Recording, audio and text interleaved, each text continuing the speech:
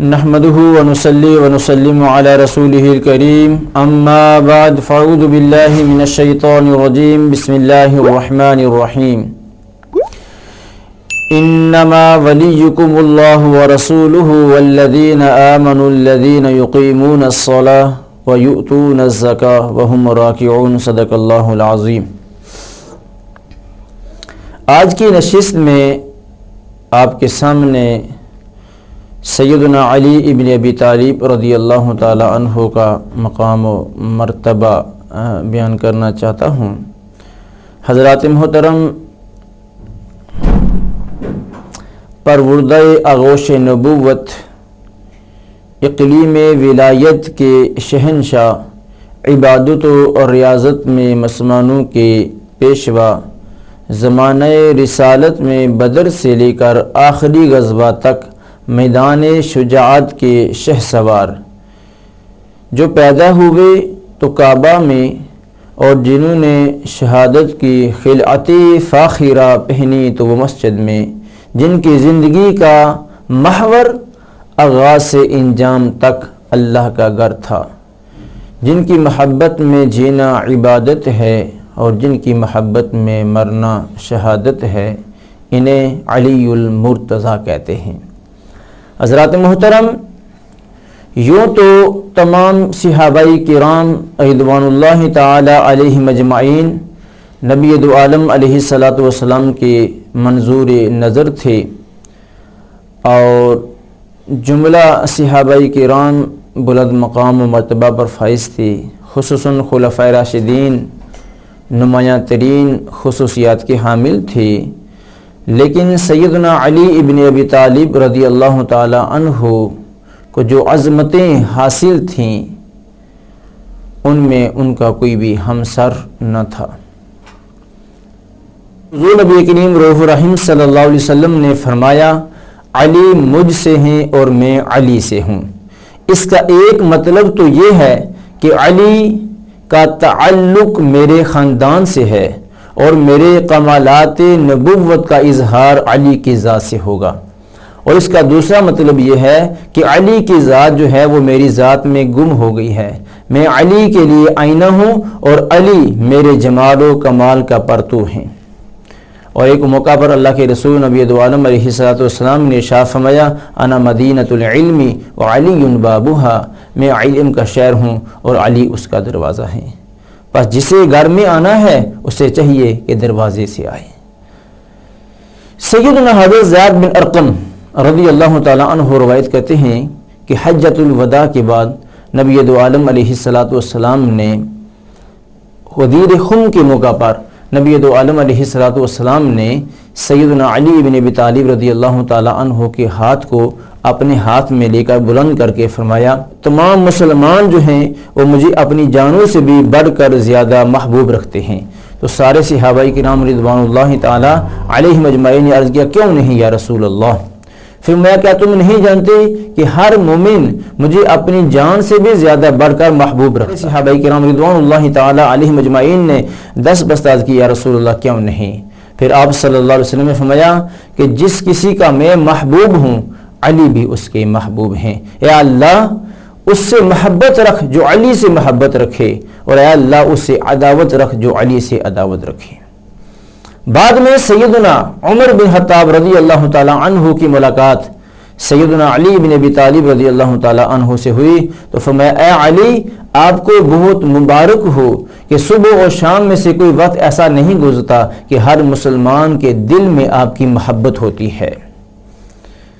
تو سیدنا علی ابن ابی طالب رضی اللہ تعالی عنہ کئی عظمتوں اور بلند مقامات پر فائز تھے۔ سید محمود آلوسی نے جو عظیم مفسر ہیں، روح المعانی کے اندر انہوں نے سند متصل کے ساتھ سیدنا عبداللہ بن عباس رضی اللہ تعالی عنہما سے یہ بات نقل کی کہ ابن سلام اور ان کی قوم کی ایک جماعت نبی دو عالم علیہ الصلوۃ والسلام کی خدمت میں حاضر ہوئی اور عرض کی، یا رسول اللہ، یا حبیب اللہ صلی اللہ علیہ وسلم، ہمارے گھر دور ہیں اور نہ اس مجلس کے سوا کوئی ہماری مجلس ہے۔ جب ہماری قوم کو ہمارے اسلام لانے کا پتہ چلے گا تو وہ ہم سے مکمل بیکار کر لیں گے، ہمارے ساتھ بات چیت کرنا، اٹھنا بیٹھنا، ان کا وغیرہ کے جملہ معاملات وہ ہم سے ترک کر دیں گے۔ تو نبی دو عالم علیہ السلام نے ان کو تسلی دی، انہیں سہارا دیتے ہوئے، ان کی ڈھارس بندھاتے ہوئے اللہ کے رسول نبی دو عالم علیہ السلام نے ارشاد فرمایا تم مت گھبراؤ، اللہ اس کا رسول تمہارا مددگار ہے۔ ابن سلام اور ان کی قوم کو رسول اللہ صلی اللہ علیہ وسلم تسلی دینے کے بعد مسجد میں تشریف لے گئے۔ آپ صلی اللہ علیہ وسلم نے دیکھا کہ صحابہ کرام نماز میں ہیں، کوئی حالت قیام میں ہے، کوئی حالت رکوع میں ہے۔ آپ علیہ السلام نے دیکھا کہ انہی نماز پڑھنے والوں میں سے ابن سلام اور اس کی قوم کے لوگوں میں سے ایک شخص جو ہے وہ انہی کے درمیان گم رہا ہے اور ایک سائل یعنی ان سے سوال کر رہا ہے۔ تو حضور صلی اللہ علیہ وسلم نے اس سائل سے پوچھا تمہیں کسی نے کچھ دیا ہے؟ تو اس نے عرض کی یہاں یا رسول اللہ چاندی کی ایک انگوٹھی۔ آپ علیہ السلام نے پوچھا کس نے دی ہے؟ تو اس نے سیدنا علی ابن ابی طالب رضی اللہ تعالی عنہ کی طرف اشارہ کیا کہ انہوں نے مجھے یہ چاندی کی انگوٹھی دی۔ آپ علیہ السلام نے پوچھا کس حالت میں دی؟ اس نے کہا حالت رکوع میں انگوٹھی دی۔ تو آپ صلی اللہ علیہ وسلم نے جب یہ سنا تو آپ صلی اللہ علیہ وسلم نے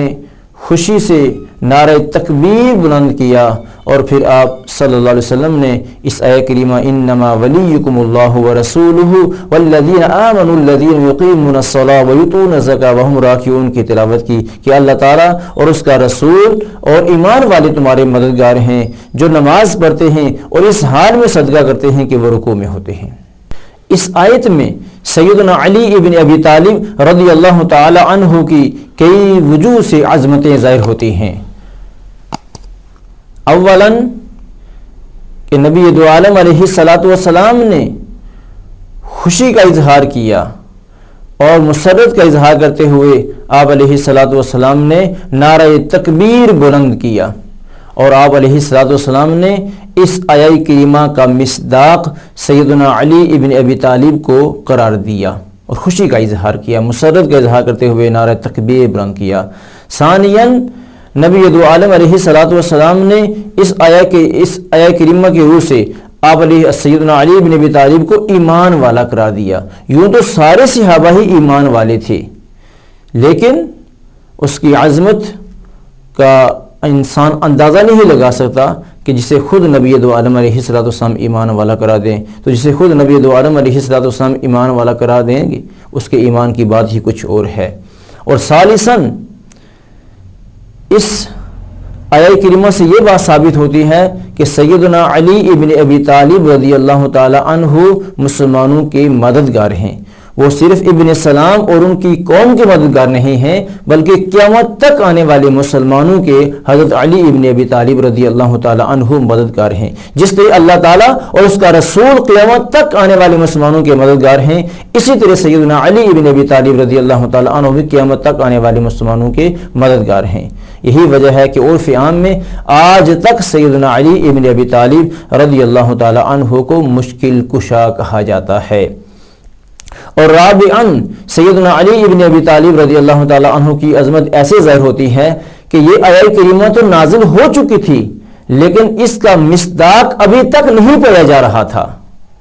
اس کا مصداق ابھی تک نہیں پایا جا رہا تھا۔ سیدنا علی ابن ابی طالب رضی اللہ تعالی عنہ نے حالت رکوع میں انگوٹھی صدقہ کر کے اس کا مصداق جو ہے ظاہر کر دیا۔ تو نبی دو عالم علیہ السلام نے اس پر مورد تصدیق ثبت کر دی کہ وہم راکعون سے مراد سیدنا علی ابن ابی طالب رضی اللہ تعالی عنہ ہیں۔ سیدنا علی ابن ابی طالب رضی اللہ تعالی عنہ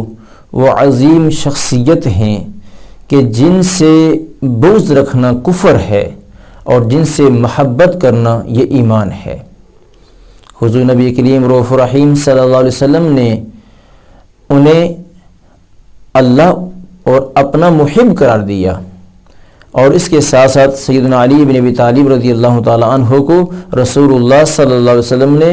محبوب خدا و مصطفیٰ بھی قرار دیا۔ مسلمان قلعہ خیبر پر کئی روز سے حملہ کر رہے تھے، لیکن قلعہ فتح ہونے میں نہیں آ رہا تھا۔ تو نبی دو عالم علیہ السلام نے ارشاد فرمایا کہ کل میں یہ جھنڈا اس شخص کو دوں گا جس کے ہاتھ میں اللہ تعالیٰ یہ خیبر کا جو قلعہ ہے یہ فتح کر دے گا، اور وہ ایسا شخص ہوگا جو اللہ اس کے رسول سے محبت رکھتا ہوگا اور اللہ اس کا رسول بھی اسے محبت کرتا ہوگا۔ سارے صحابہ کرام نے رات جو ہے وہ آنکھوں میں گزار دی، اس انتظار میں رہے کہ کل کون سا وہ خوش قسمت شخص ہوگا جسے یہ جھنڈا عطا ہوگا۔ ہر ایک شخص کی یہ توقع تھی کہ یہ جھنڈا اسے عطا ہوگا۔ جب سارے صحابہ کرام صبح کے وقت نبی دو عالم علیہ السلام کی خدمت بابرکت میں حاضر ہوئے تو اللہ کے رسول نبی دو عالم علیہ السلام نے پوچھا، استفسار کیا، سوال کیا کہ علی ابن ابی طالب کہاں ہیں؟ تو انہیں بتایا گیا، عرض کی کہ یا رسول اللہ، حبیب اللہ، وہ اپنے خیمے میں ہیں، وہ بیمار ہیں، ان کی آنکھیں دکھتی ہیں۔ تو اللہ کے رسول نبی دو عالم علیہ السلام نے ارشاد فرمایا، انہیں بلا کر لے آؤ۔ سیدنا علی بن ابی طالب رضی اللہ تعالیٰ عنہ بارگاہ رسالت میں حاضر ہوئے تو اللہ کے رسول نبی دو عالم علیہ السلام نے اپنے لعاب دہن کو ان کی آنکھوں میں ڈالا تو اس طرح ان کی آنکھیں درست ہو گئی، گویا کہ کبھی دکھتی ہی نہیں تھی۔ پھر اللہ کے رسول نبی دو عالم علیہ السلام نے انہیں جھنڈا عطا فرمایا تو انہوں نے عرض کی، یا رسول اللہ، حبیب اللہ، میں انہیں ان سے اس وقت تک کتاب کرتا رہوں گا جب تک وہ ہماری طرح نہ ہو جائیں۔ تو اللہ کے رسول نے فرمایا، نرمی کے ساتھ چلو، انہیں سب سے پہلے میدان میں اسلام کی دعوت دینا اور اسلام کے نقطہ نگاہ سے جو چیزیں ان کے لیے واجب ہیں، ضروری ہیں، ان کی انہیں خبر دینا۔ تمہاری وجہ سے اگر ایک شخص بھی ہدایت پا گیا وہ تمہارے لیے سرخ اونٹوں سے بھی بہتر ہے۔ تو حضرات محترم، اس سے روایت سے یہ پتہ چلتا ہے کہ جہاں سیدنا علی ابن ابی طالب محب خدا و مصطفیٰ تھے، وہیں محبوب خدا و مصطفیٰ تھے۔ ہر مسلمان کو چاہیے کہ وہ سیدنا علی ابن ابی طالب رضی اللہ تعالیٰ عنہ سے بے پناہ محبت کرے، آپ سے عقیدت اور آپ سے الفت رکھے۔ نبی دو عالم علیہ السلام کی دی ہوئی تعلیمات کے مطابق صحابہ و اہل بیت سے محبت کرے، کیونکہ اہل بیت ہوں یا صحابہ کرام ہوں، انہیں نسبت رسول صلی اللہ علیہ وسلم کی وجہ سے وہ مقام حاصل ہے جو امت میں کسی اور کا نہیں ہے۔